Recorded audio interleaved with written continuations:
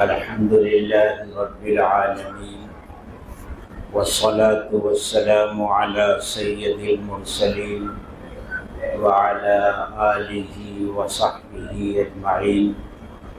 أما بعد فأعوذ بالله من الشيطان الرجيم. بسم الله الرحمن الرحيم. لقد خلقنا الإنسان في أحسن تقويم. صدق اللہ العظیم. محترم بزرگوں اور دوستوں، اللہ تعالیٰ نے اپنی بے شمار نعمتوں میں سے سب سے بڑی نعمت جو ہمیں عطا فرمائی ہے وہ ایمان کی نعمت ہے. اس سے بڑی کوئی اور نعمت نہیں ہے. یہ اللہ کا ہمارے اوپر فضل ہے اور اس کا کرم ہے کہ اللہ تعالیٰ نے ہمیں ایمان کی دولت عطا فرمائی. البتہ بعض حضرات کا خیال یہ ہے کہ اللہ کی نعمتوں میں سب سے بڑی نعمت زندگی ہے، اور ان حضرات کی دلیل یہ ہے کہ اگر زندگی نہ ہو تو پھر ایمان کی دولت بھی نہیں ملے گی. ایمان کی دولت کے ملنے کا دار و مدار زندگی ملنے پر ہے. پہلے زندگی ملے گی، پھر ایمان کی نعمت اور دولت ملے گی. اس لیے اللہ تعالیٰ نے ہمیں یہ جو زندگی عطا فرمائی ہے یہ اللہ کی بہت بڑی نعمت ہے. اور انسانی زندگی کیا ہے؟ انسانی زندگی کے 3 مرحلے ہوتے ہیں: بچپن کا زمانہ، جوانی کا زمانہ اور بڑھاپے کا زمانہ. اور ان تینوں زمانوں میں انسان کی پسندیدہ چیزیں الگ الگ ہوتی ہیں. بچپن میں اس کی پسندیدہ چیزیں کچھ اور ہوتی ہیں، جوانی میں کچھ اور ہوتی ہیں، اور بڑھاپے میں کچھ اور ہوتی ہیں. اللہ تعالیٰ نے اس کو بیان فرمایا ہے: انما الحیات الدنیا لعب ولہو وزینۃ وتفاخر بینکم وتکاثر فی الاموال والاولاد. دنیا کی یہ زندگی کھیل کود ہے، تماشا ہے، زیب و زینت ہے، مال اور اولاد کی کثرت پر باہم ایک دوسرے کے سامنے فخر کرنا ہے اور اپنی بڑائی بیان کرنا ہے. زندگی کے یہ جو مرحلے بیان کیے گئے ہیں، اگر ہم اور آپ غور کریں تو بچہ جب تک شعور کی عمر تک نہیں پہنچتا وہ ایسے کھیل پسند کرتا ہے جس میں کسی قسم کا کوئی فائدہ نہیں ہوتا، بلکہ جب وہ جوان ہو جائے اور اسے اس کھیل میں مشغول ہونے کے لیے کہا جائے کہ بھئی اب یہ کھیل تم کھیلو، تو وہ خود اپنے آپ پر ہنسے گا. بچے کے ہاتھ میں ایک جھنجھنا پکڑا دیا جاتا ہے اور وہ اسے بجا کر خوش ہوتا ہے، اور اگر اس کے ہاتھ سے وہ جھنجھنا چھین لیا جائے تو اسے ایسا محسوس ہوتا ہے کہ اس کے ہاتھ سے پوری کائنات چھین لی گئی، اس کا سب کچھ اس سے چھین لیا گیا. پھر بچہ جب اور کھیلنے کے لائق ہوتا ہے تو وہ گھروندے بناتا ہے، مٹی کے گھر بناتا ہے، دیواریں بناتا ہے. کوئی توڑ کر تو دیکھے اس کے بنائے ہوئے گھر کو، وہ سمجھتا ہے کہ اس کی دنیا اجڑ گئی. پھر جیسے جیسے وہ بڑا ہوتا ہے، وہ شعور کی عمر تک پہنچتا ہے تو اس کے کھیل کود کا معیار اور بلند ہو جاتا ہے. اب تک وہ مٹی کے گھر بندوں سے کھیل رہا تھا، اب تک وہ جھنجھنے سے کھیل رہا تھا، لیکن اب اس کی کھیل کی دوسری چیزیں ہو گئی، اب وہ معیار اونچا ہو گیا اس کا، اب اس نیچے کے کھیل میں اس کو کوئی دلچسپی نہیں رہ جاتی۔ اور جب بچپن سے وہ جوانی کی دہلیز پر قدم رکھتا ہے تو پھر تو اس کی دنیا ہی بدل جاتی ہے۔ اب اس کی خواہش یہ ہوتی ہے کہ وہ سجے سنورے، ہر ایک کے سامنے جب جائے تو وہ اچھا لگے، اس کا لباس اچھا ہو، اس کے بال کی وضاقت اچھی ہو، اس کے جوتے اچھے ہوں۔ یہ جوانی میں ہوتا ہے کہ ہمیشہ بننے اور سنورنے کی فکر میں ہوتا ہے، اس کی پسندیدہ چیز یہ ہوتی ہے اب اس کے بالوں کا اسٹائل کیا ہوگا، اس کے کپڑے کیسے ہوں گے، اس کے جوتے کس ماڈل کے ہوں گے، یہی اس کی دلچسپی کا سامان ہوتا ہے۔ وہ معلوم کرتا رہتا ہے کہ ابھی نیا فیشن کون سا آیا ہے، ابھی بالوں کا اسٹائل، اس کی کٹنگ کس طرح ہوتی ہے۔ وہ حجام کی دکان پہ جاتا ہے اور دیکھتا ہے ہاں اس طرح میرا بال بنا دے، اس کی خواہش یہ ہوتی ہے۔ اور جب جوانی سے آگے بڑھتا ہے، بڑھاپے میں قدم رکھتا ہے تو پھر اس کی دنیا ہی بدل جاتی ہے۔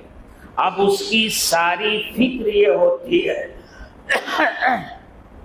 کہ زیادہ سے زیادہ مال کہاں سے جمع ہو جائے، مال جمع کرنے کی فکر اس کی بڑھ جاتی ہے۔ پھر اب اس کی زندگی کا محبوب مشغلہ یہی ہوتا ہے کہ مال کتنا آیا، اولاد کتنی ہوئی، پھر اولاد کی اولاد کتنی ہوئی، دادا بن گیا اور نانا بن گیا، پوتے کتنے ہیں، نواسے کتنے ہیں، پھر اس پر وہ فخر کرتا ہے۔ اسی بات کو اللہ تعالیٰ نے بیان فرمایا، انما الحیات الدنیا لعب ولہو وزینۃ وتفاخر بینکم وتکاثر فی الاموال والاولاد۔ حدیث میں اللہ کے رسول صلی اللہ علیہ وسلم نے ارشاد فرمایا کہ آدمی بوڑھا ہو جاتا ہے، لیکن جیسے جیسے وہ بوڑھا ہوتا ہے اس کے اندر دو چیزیں جوان ہوتی رہتی ہیں۔ ایک تو یہ خواہش کہ میری عمر بڑھ جائے، 50 سال 60 سال جی لیا، ابھی 50-60 سال اور مل جائے، اور دوسرے مال کی زیادتی کی حرص اس کے اندر بڑھ جاتی ہے۔ یہ دو چیزیں اس کے اندر جوان ہوتی رہتی ہیں۔ تو میرے بزرگوں، میرے دوستوں، یہ جو زندگی ہے اس کے 3 مرحلے ہیں، بچپن کا، جوانی کا اور بڑھاپے کا۔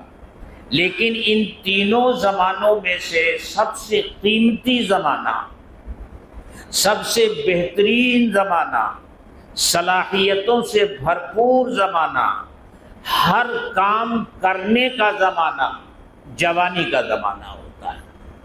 اللہ تعالیٰ نے انسان کو جتنی صلاحیتیں اور قوتیں عطا فرمائی ہیں تو جوانی میں صرف اس کا جسم جوان نہیں ہوتا، اس کی ساری صلاحیتیں جوان ہوتی ہیں۔ اس کا ذہن جتنا جوانی میں کام کرتا ہے نہ بڑھاپے میں کرتا ہے نہ بچپن میں کرتا ہے۔ اس کے ہاتھ پیر میں جو طاقت ہوتی ہے نہ بچپن میں ہوتی ہے نہ بڑھاپے میں ہوتی ہے، جتنی جوانی میں ہوتی ہے۔ تو سب سے قیمتی زندگی انسان کو ملنے والی سب سے بڑی نعمت ہے، اور اس نعمت میں بھی سب سے بڑی نعمت جوانی کا زمانہ ہے۔ اسی لیے اللہ کے رسول صلی اللہ علیہ وسلم نے نوجوانوں کو اس طرف متوجہ فرمایا ہے کہ اپنی جوانی کو ضائع مت کرنا، اپنی جوانی کو اللہ کے دین کے کام میں لگانا۔ جو کام جوانی کے زمانے میں تم اللہ کے دین کی خدمت کا کر سکتے ہو وہ بڑھاپے میں نہیں کر سکتے، کیونکہ بڑھاپے میں تو اعضاء کمزور ہو جاتے ہیں، ہر چیز کمزور ہو جاتی ہے۔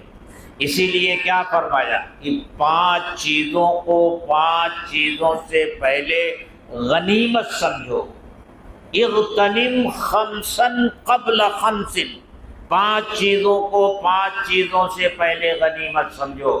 ان میں سے پہلی چیز جو بتائی، شبابک قبل حربی، اپنی جوانی کو بڑھاپے سے پہلے غنیمت سمجھو۔ اللہ کے رسول صلی اللہ علیہ وسلم نے ارشاد فرمایا کہ قیامت کے دن اللہ کے عرش کے سائے میں جن 5 خوش نصیبوں کو جگہ ملے گی، 7 لوگوں کو جگہ ملے گی، ان میں سے شاب نشأ فی عبادت اللہ، فی عبادت ربی، وہ جوان جس کی جوانی اللہ کی عبادت میں گزری ہوئی ہو۔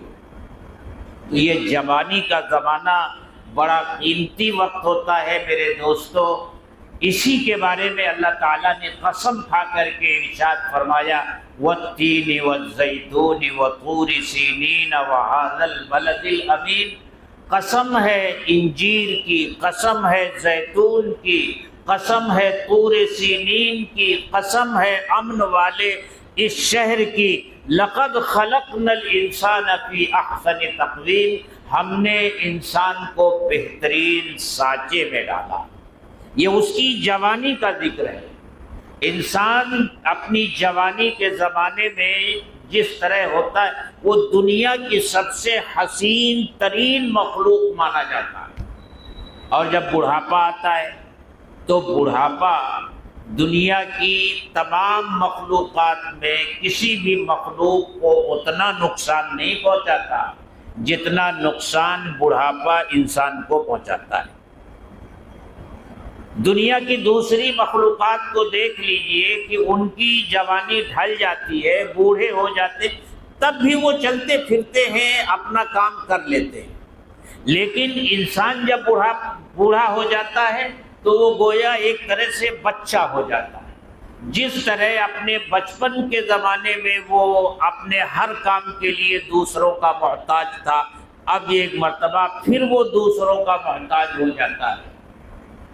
تو یہ بڑھاپا اس لیے کہا گیا کہ بڑھاپے کا انتظار مت کرو، یہ شیطان کا دھوکہ ہوتا ہے کہ ابھی تو کھیلنے کودنے کا زمانہ ہے، ابھی تو سیر تفریح کا زمانہ ہے، ابھی تو مزے اڑا لینے کا زمانہ ہے، جب بڑھاپا آئے گا تب مسجد بھی آباد کر لیں گے، جب بڑھاپا آئے گا تب حج بھی کر لیں گے، جب بڑھاپا آئے گا تب داڑھی بھی رکھ لیں گے، جب بڑھاپا آئے گا تو سر پر ٹوپی بھی پہن لیں گے، جب بڑھاپا آئے گا تو یہ بھی کر لیں گے، یہ بھی کر لیں گے، یہ بھی کر لیں گے۔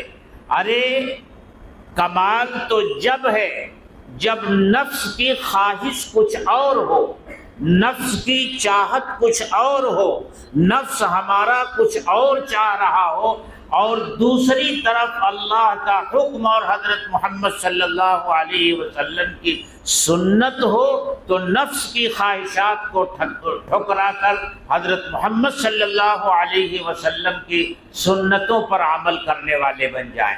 میرے دوستو، یہ سورہ 3 کی جو آیت میں نے پڑھی ہے نا، اس میں ایک بات اللہ تعالیٰ نے اور کہی ہے۔ دیکھو، دنیا میں آدمی جب کسی سرکار کی ملازمت کرتا ہے، سرکاری ملازم ہوتا ہے، تو ایک عمر اس کی ہوتی ہے، وہاں تک پہنچتا ہے تو ریٹائر ہو جاتا ہے۔ پہلے تو یہ دستور تھا کہ ریٹائرمنٹ کے بعد جو ہے اسے پینشن ملتی تھی، اب تو گورنمنٹ نے وہ بھی ختم کر دیا، اب تو پینشن کا نظام بھی ختم کر دیا۔ یہ پینشن کا نظام اللہ تعالیٰ کے یہاں بھی ہے، لیکن اللہ تعالیٰ کے خزانے میں کسی چیز کی کمی نہیں ہے۔ وہ جب پینشن دیتے ہیں تو اتنی ہی دیتے ہیں جتنا کام کرنے کے زمانے میں ملتا تھا۔ حدیث میں آتا ہے کہ اگر کوئی اللہ کا بندہ نماز کا پابند تھا، مسجد میں 5 وقت نماز کے لیے آتا تھا اور جماعت سے نماز پڑھتا تھا، بیمار ہو گیا، اب وہ گھر سے مسجد نہیں آ سکتا، بوڑھا ہو گیا، کمزور ہو گیا، چل پھر نہیں سکتا، گھر میں پڑا ہوا ہے، یہاں نہیں آ سکتا، لیکن اللہ تعالیٰ فرشتوں سے فرماتے ہیں میرا یہ بندہ جب تک اس کے جسم میں طاقت تھی یہ جماعت سے نماز کی پابندی کرتا رہا، اگر آج بھی اس کے اندر طاقت ہوتی، کمزوری نہ ہوتی، بیماری نہ ہوتی تو یہ ضرور جماعت سے نماز پڑھنے کے لیے آتا۔ یہ اپنے گھر میں نماز پڑھ رہا ہے لیکن جماعت سے مسجد میں نماز پڑھنے کا ثواب اس کے نامہ اعمال میں لکھتے جاؤ۔ آدمی بستر پر پڑا ہوا ہے، کھانس رہا ہے، لیکن جوانی میں اس نے اللہ کی عبادت کی ہے، پابندی کی ہے، اور اس کے نامہ اعمال میں مسجد میں جماعت کے ساتھ نماز پڑھنے کا ثواب لکھا جا رہا ہے۔ اس لیے میرے دوستو یہ جوانی کا زمانہ جو ہے نا یہ اللہ کو بھی بہت پسند ہے، اور ہمارا دشمن جو شیطان ہے نا اس کو بھی بہت پسند ہے، کیونکہ وہ جانتا ہے کہ اس جوانی کے زمانے میں اس سے ہر کام کروایا جا سکتا ہے، ہر کام، ہر گناہ کرنے کی اس کے اندر طاقت ہے۔ بوڑھا ہو جائے گا تو بہت سے گناہ تو ایسے ہیں کرنا بھی چاہے تو نہیں کر سکتا، لیکن جوانی میں ہر گناہ کر سکتا ہے، اس لیے وہ اپنا لشکر خاص طور سے جوانوں کے پیچھے لگاتا ہے۔ اور جوانی کا دور تو ایسا ہوتا ہے، میں دیکھتا ہوں چھوٹے چھوٹے بچوں کو جب وہ 12 سال 13 سال 14 سال کی عمر کو پہنچ جاتے ہیں نا تو وہ آئینے کے سامنے کھڑے ہو کر کے یوں کرنا شروع کرتے ہیں۔ ہاں، چھوٹے بچے ایسا نہیں کرتے، مٹی دھول میں لپٹے رہتے ہیں، لیکن یہ ان کو خیال نہیں آتا، لیکن جیسے ہی جوانی کی دہلیز پر قدم رکھتے ہیں ویسے ہی اب بننے سنورنے اور سجنے کا وہ۔ ایک مرتبہ ایک جگہ میں بیٹھا ہوا تھا تو دیکھا کہ ایک بالکل 14-15 سال کی عمر کا بچہ اچھلتا ہوا کودتا ہوا جا رہا تھا، ایک بوڑھا آدمی بیٹھا ہوا تھا، اس نے بڑی حسرت سے کہا یہ جوانی کا زمانہ بھی بڑا عجیب زمانہ ہوتا ہے، دنیا کی ہر چیز جوان کو ہنستی اور مسکراتی ہوئی نظر آتی ہے، ہر چیز اس کو اچھی لگتی ہے، ہنستی اور مسکراتی ہوئی نظر آتی ہے، اور یہ حقیقت ہے میرے دوستو۔ ہم لوگ پڑھتے تھے تو ہمارے استاد تھے، میرا خیال ہے کہ جو درسگاہ تھی وہ تقریباً اتنی بڑی تھی جتنی بڑی مسجد ہے، ایک جماعت میں کئی سو بچے بیٹھتے تھے اور استاد مائک سے پڑھاتے تھے، تو پیچھے کنارے جو بچے ہوتے تھے وہ اس کا فائدہ اٹھاتے تھے، اور ادھر سہارنپور اور دیوبند کی سردی تو مت پوچھیے، ہڈیوں تک پہنچتی ہے۔ جس بچے کے پاس جتنا موٹا کوئی کمبل یا چادر، اور بعض بچے تو لحاف لے کر درسگاہ میں پہنچتے تھے، اوڑھ کر بیٹھے رہتے تھے، اب وہ لحاف اوڑھے ہوئے ہیں، پیچھے بیٹھے ہیں، دیوار کا ٹیک لگا لیا، ٹھنڈی ہے تو نیند بھی آنے لگتی تھی، پلک جھپکتی تھی۔ استاد کی نظر اگر کسی بچے پر پڑ جاتی تھی تو یہیں سے آواز دیتے تھے، بس ایک بات کہتے تھے، او مولوی صاحب معراج میں کہاں تک پہنچے؟ اور پھر ایک شعر پڑھتے تھے، وہ شعر میں آپ کو سنانا چاہتا ہوں۔ کوئی آج تک نہ سمجھا یہ شباب ہے تو کیا ہے، شباب یعنی جوانی، کوئی آج تک نہ سمجھا یہ شباب ہے تو کیا ہے، یہی وقت جاگنے کا، یہی نیند کا زمانہ، کام کرنے کا وقت بھی یہی جوانی ہے، اور اسی جوانی میں نیند بھی خوب آتی ہے۔ آدمی جب بوڑھا ہو جاتا ہے، کام کا نہیں رہ جاتا تو نیند بھی نہیں آتی، رات بھر بستر پر پڑا کھانستا رہتا ہے، نیند کوسوں دور رہتی ہے۔ اور جوان آدمی ٹوٹی چٹائی پر سو جائے اس کو نیند آ جاتی ہے، بوریے پر سو جائے اس کو نیند آ جاتی ہے، اور یہی کام کرنے کا زمانہ بھی ہے۔ آدمی کے اندر طاقت ہوتی ہے، قوت ہوتی ہے۔ اس لیے میرے دوستو اسے دنیا کے کاموں میں مت گواؤ، دنیا کے کام جتنے کرنے کے ہیں اتنا ضرور کرو، لیکن خاص طور سے اللہ کے دین کی خدمت، عبادت کا اہتمام، نمازوں کا اہتمام، روزے کا اہتمام۔ بوڑھا آدمی تو صبح سے شام تک روزے رکھتا ہے، نڈال ہو جاتا ہے، اور جوان آدمی طاقت ہوتی ہے، قوت ہوتی ہے، اس کے اندر تو اتنی طاقت ہوتی ہے کہ اگر وہ شام کو افطار نہ کرے تو اگلے دن کا بھی روزہ وہ مشقت کے ساتھ رکھ سکتا ہے، اتنی طاقت ہوتی ہے۔ لیکن بہت دکھ اور افسوس ہوتا ہے جب جوانوں کو دیکھو کہ وہ راستے میں چلتے پھرتے رمضان کے مہینے میں کھا رہے ہیں، پی رہے ہیں، اور ہمارے گھروں میں چولہے جل رہے ہیں، ناشتے بن رہے ہیں، دوپہر کا کھانا بن رہا ہے۔ پہلے ابھی ایک صاحب نے مجھ سے ایک سوال لکھ کر کے بھیجا ہے انٹرویو کے طور پر، انہوں نے مجھ سے اس میں کئی سوالات کیے ہیں۔ ایک سوال انہوں نے یہ بھی کیا ہے کہ آپ کے بچپن میں حالات کیا تھے، اب اس وقت حالات کیا ہیں، آپ فرق کیا محسوس کر رہے ہیں؟ ابھی میں نے جواب نہیں دیا ہے، لیکن ایک جواب یہ بھی ہو سکتا ہے کہ ہمارے بچپن میں یہ تصور نہیں تھا کہ کسی مسلمان کے گھر میں رمضان المبارک میں ناشتے کا انتظام ہو اور دوپہر کے کھانے کا انتظام ہو۔ یہ تصور نہیں تھا کہ لوگ علل اعلان بازاروں میں، چوراہوں پر کھاتے پیتے نظر آئے، اور اب تو برائے نام ایک جونا سا اور پھٹا پرانا ایک کپڑا ڈال دیا جاتا ہے۔ بھئی کس سے چھپ رہے ہو؟ اپنے جیسے انسانوں سے تو ہم چھپ، لیکن جس کی نگاہ سے چھپنا ہے اس کی نگاہ سے تو ہم چھپ نہیں سکتے، وہ تو سب کچھ دیکھ رہا ہے، سب کچھ جان رہا ہے۔ اس لیے میرے دوستو جوانی کی زندگی کو غنیمت سمجھو، وصول کر لو جوانی کو، پھر بڑھاپا آنے کے بعد کچھ ہونے والا نہیں، یہ جوانی دوبارہ لوٹ کر نہیں آئے گی، اس کی قدر کرو۔ اللہ تعالیٰ توفیق دے۔ وآخر دعوانا الحمدللہ رب العالمین، الحمدللہ رب العالمین، والصلاة والسلام علی سید المرسلین وعلی آلہ وصحبہ اجمعین۔ ربنا ظلمنا انفسنا وان لم تغفر لنا وترحمنا لنکونن من الخاسرین۔ یا ارحم الراحمین، یا اکرم الاکرمین، ہمارے گناہوں کو معاف فرما۔ اے اللہ، جو زندگی تو نے بے مانگے عطا کی ہے، اے اللہ اس نعمت کی قدر کرنے کی توفیق عطا فرما۔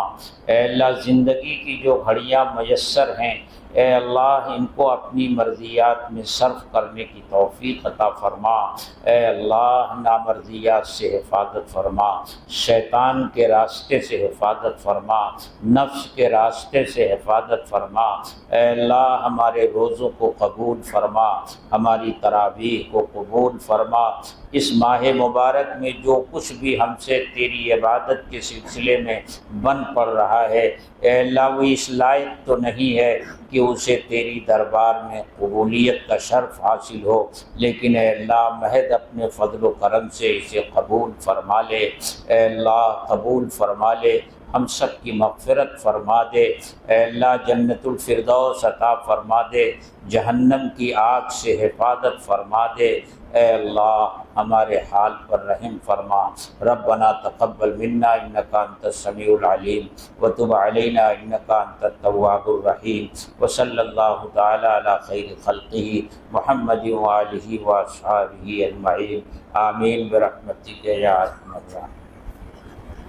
میرے وہ بھائی جو جوانی سے آگے قدم رکھ چکے ہیں وہ مایوس نہ ہوں، انشاءاللہ بڑھاپے پر بھی کسی دن بات کریں گے۔